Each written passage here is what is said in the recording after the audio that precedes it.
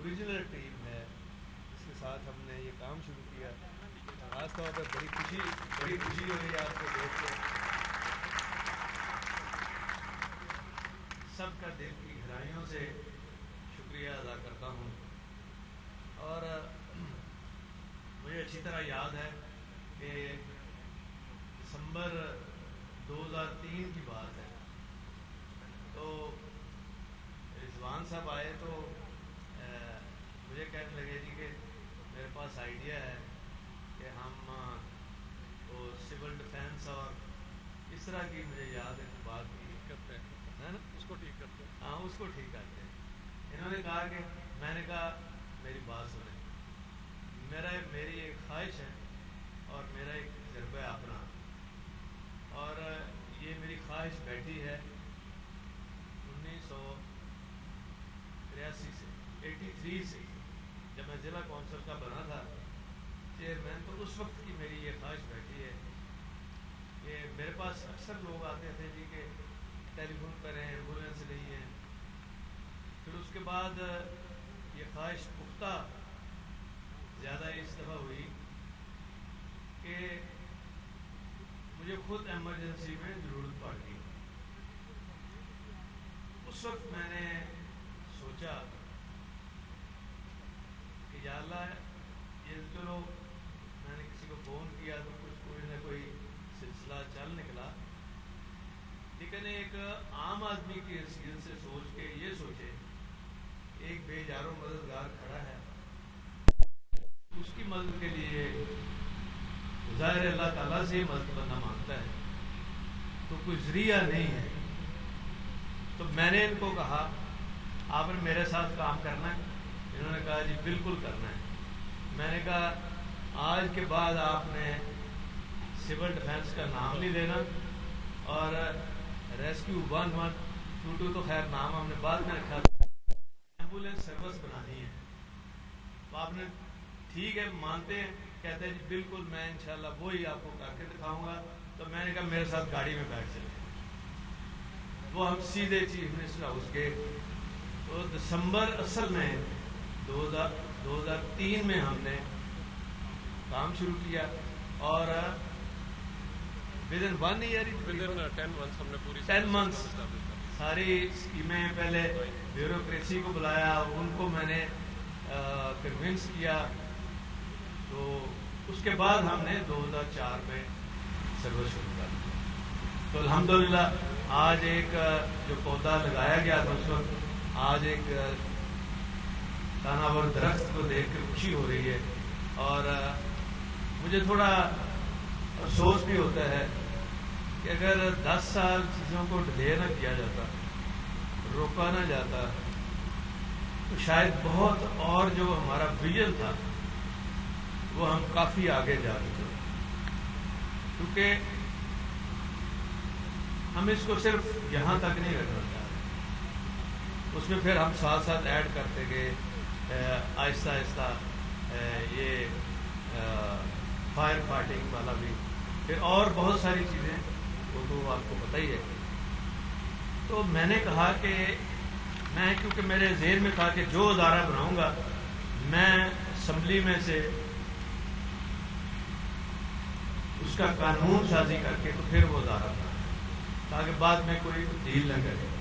تو میرا ذہن یہی تھا کہ ہم ادارے جو بنے ہوتے ہیں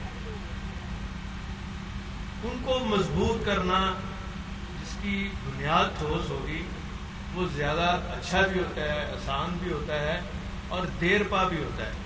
اور ادارے ہی لے کے آگے چلتے ہیں, چاہے وہ ریسکیو 11 ہو, چاہے وہ ہمارے ٹریفک وارڈن ہو, چاہے وہ جو میں نے پیٹرولنگ پوسٹیں بنائی تھی وہ بھی ادارہ ہی تھا. تو ادارے جو ہوتے ہیں وہی آگے چل کے کام آتے ہیں. اور لیکن انفارچونیٹلی میں حیران ہوں, جہاں ہم اداروں کی بات کرتے ہیں تو ادارے ہی جو ہیں وہ ملک کی اندرونی اور بیرونی سازشوں کا بھی مقابلہ جو ہوتا ہے وہ ویسے نہیں ہو سکتا جب تک ہمارے اپنے ادارے مضبوط نہیں ہوتے. تو میں حیران ہوں، Nawaz Sharif army chief general Qamar Javed Bajwa کے خلاف ایسے بولے. مجھے تو لگا کہ یہ نواز شریف نہیں بول رہا، یہ مودی کی روح بول رہی ہے. ان کے اندر مودی آ چکا ہے اور وہی بول رہا ہے. نواز شریف وہی سبق پڑھ رہے ہیں. کان کھول کے سن لیں، مضبوط ادارے ہی جمہوریت کی ضمانت ہیں. کوئی غلط فہمی میں نہ رہے. یہی ادارے ہیں جنہوں نے جمہوریت کو آگے لے کے چلنا ہے، جمہوریت کو مضبوط بھی کرنا ہے اور اس کی حفاظت بھی کرنا ہے. یہ کون سا بیانیہ ہے؟ ویسے تو جمہوریت کرنی ہے اور جس سے مضبوط ہونی ہے اور جس جمہوریت کے سائے کے نیچے بیٹھنا ہے، اسی کو آری لے کے کاٹ رہے ہیں، اسی درخت کو کاٹ رہے ہیں. یہ کون سی جمہوریت ہے؟ یہ غلط فہمی ہے اور کوئی بندہ اس غلط فہمی میں نہ رہے، چاہے کوئی بھی ہو. تو انشاءاللہ تعالی میں یہ سمجھتا ہوں کہ ایسی سازشوں کا بھی چاہے اندرونی ہو بیرونی ہو مقابلہ جو ہے یہ مضبوط اداروں سے مشروط ہے. میں یہ سمجھتا ہوں کہ جہاں تک نیک نیتی سے، مشاورت سے، سوچ سمجھ کے اور اللہ سے دعا کر کے انسان بنیاد رکھے کسی ادارے کی، تو آج دیکھیں ریسکیو 112 کی طرح آج اس سائے سے ہر کوئی فائدہ اٹھا رہا ہے. اور یہ انہوں نے ٹھیک کہا کہ ہر ایک کو اس کا فائدہ ہو رہا ہے. یہ جو ریسکیو ٹیم ہے ہماری، جس محنت جان فشانی کے ساتھ اور اپنی زندگی کو داؤ پہ لگا کے آپ کو ریسکیو کرتے ہیں، یہ ان کو بھی دعائیں مل رہی ہیں. اور ویسے اگر کوئی یہ کہے کہ یہ جو ہمارا ادارہ ہے یہ اس ادارے کا تعلق میری سیاست سے نہیں ہے، اس ادارے کا تعلق میرے دل سے ہے. اور میں نے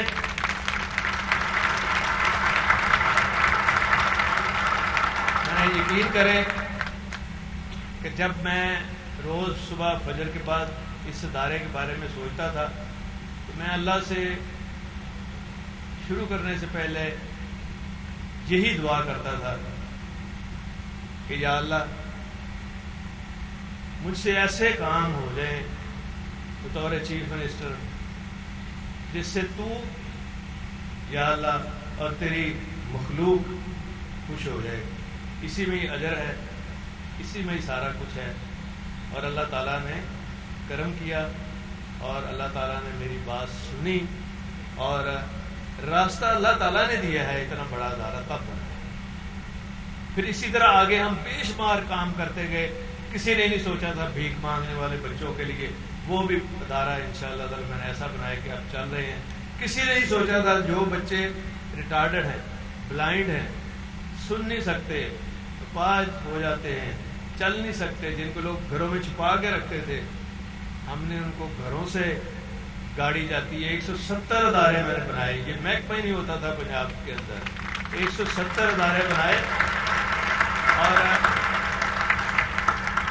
گورنمنٹ آف پنجاب کی جب گاڑی جاتی تھی جس کو چھپا کے رکھتے تھے، اس بچے کو چھپا کے اس لیے رکھتے تھے دیہاتوں میں.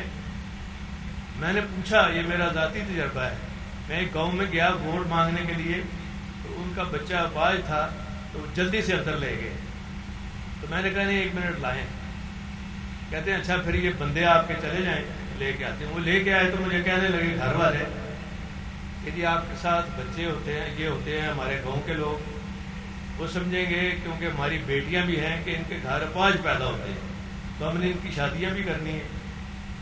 تو میں نے کہا انشاءاللہ تعالیٰ وہ ٹائم آئے گا کہ سب کی توجہ ان بچوں کی طرف ہوگی، سارے گاؤں کی توجہ ان بچوں کی طرف ہوگی۔ جب گورنمنٹ آف پنجاب کی گاڑی جاتی تھی پہلے اس کو باہر بٹھا کے رکھتے تھے، کیونکہ اس کو جہاں ہم ٹریننگ دیتے تھے، پڑھائی اس کی ہوتی تھی، تعلیم تو فری تھی، وہ 200 روپیہ وظیفہ بھی لے کے آتا تھا گھر والوں کے لیے۔ اور بلائنڈ کا اسکول بنایا، پھر میں نے کالج 2 بنائے بلائنڈ کے، ڈگری کالج لاہور میں اور بہاولپور میں۔ اور جو بچی فرسٹ آئی اس کو سب سے پہلے میں نے بلائنڈ بچی کو چیف منسٹر ہاؤس میں اپنا آپریٹر رکھا اور 5% کوٹا میں نے کیا ان کا۔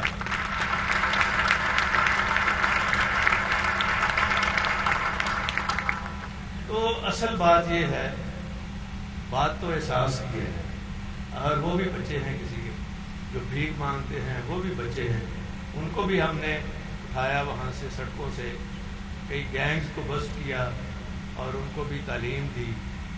تو اگر آپ کے اندر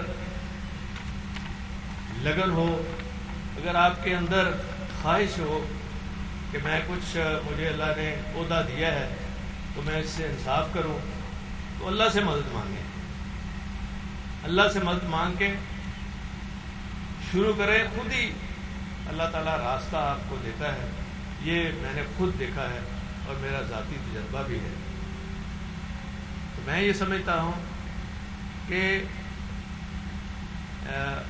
جب بھی میں، بہت سارے فنکشن آپ کے میں نے اٹینڈ کیے ہیں، رضوان صاحب کو پتہ ہے شروع میں سب سے زیادہ ٹائم اور مجھے خوشی جو ہوتی ہے وہ آپ کے ساتھ مل کے، آپ کو دیکھ کے، اور یقین کریں جب آپ کی گاڑی سڑک پہ گزرتی ہے 1122 کی سائرن بجاتی ہوئی میرے پاس سے، تو میری دل سے دعا نکلتی ہے کہ یہ جو کام کر رہے ہیں یا اللہ ان کو اجر دے گا، ان کی خدمت کو قبول کر دو۔ تو یہی سب میرے لیے سب سے بڑی تسلی ہے۔ یہی میں سمجھتا ہوں کہ اگر آپ محسوس کریں یہ میری نہیں ہے، آپ کے ڈی جی صاحب کی نہیں ہے، آپ کے ایک ایک کارکن، ایک ایک، ہماری بہنیں بھی یہاں بیٹھی ہیں، ایک ایک فرد کی ہے۔ اور انشاءاللہ تعالیٰ آپ نے، مجھے خوشی ہے اس بات کی، آپ نے اتنی اچھی ٹریننگ ہو رہی ہے آپ کی کہ آپ نے اپنے عمل سے ثابت کیا ہے، اور اسی لیے مجھے بتایا ہے ڈی جی صاحب نے کہ جو یونائٹڈ نیشن میں سرٹیفکیشن ہوئی، اور یہ ایک بہت بڑا اعزاز ہے آپ کے لیے، ہمارے لیے، سب کے لیے، پاکستان کے لیے۔ اس سے بڑا اعزاز کیا ہو سکتا ہے؟ پہلے نہیں کسی کو ہوا یہ اعزاز ایسا۔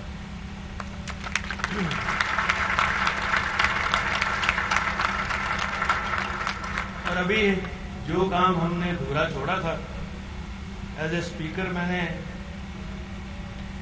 ابھی 2.25 سال ہو گئے ہیں، میں نے آتے ہی شروع کر دیا تھا، اور ایک کمیٹی بھی ہم نے اسمبلی کے اندر بنائی ہے، اور اس میں کافی زیادہ ہم نے ہوم ورک کیا ہے اور لیجسلیشن بھی کریں گے، جس سے یہ جو ہمارا ویژن تھا اس کی طرف یہ مضبوط قدم ہوگا انشاءاللہ آگے جانے کا، اور اس کے بہت زیادہ فوائد ہیں۔ تو میری دعا ہے کہ یا اللہ یہ ادارہ اسی طرح پھلتا پھولتا رہے، آگے بڑھتا رہے، اور اسی طرح یہ جو نیکی کما رہے ہیں یہ ہمارا عمل جاری اور ساری رہے۔